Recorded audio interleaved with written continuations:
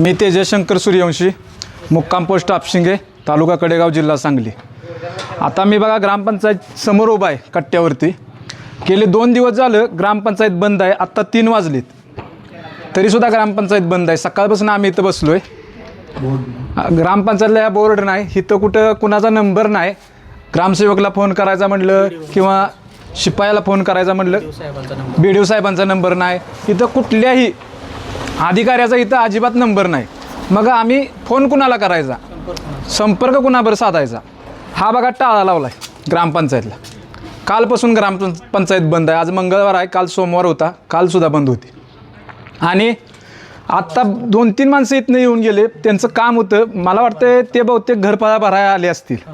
आलेल्या लक्ष्मीला जर तुम्ही ठोकरत असला तर इतकं दुर्दैवी अवस्था कुठल्याही ग्रामपंचायतची नसेल. समजा कोण रजे वासेल, कोण सुट्टी वासेल, पण ग्रामपंचायतमध्ये कर्मचारी बरेचसेच आहेत. कोणतरी एक हजर असता तर ती आलेली लक्ष्मी माघारी गेली नसती.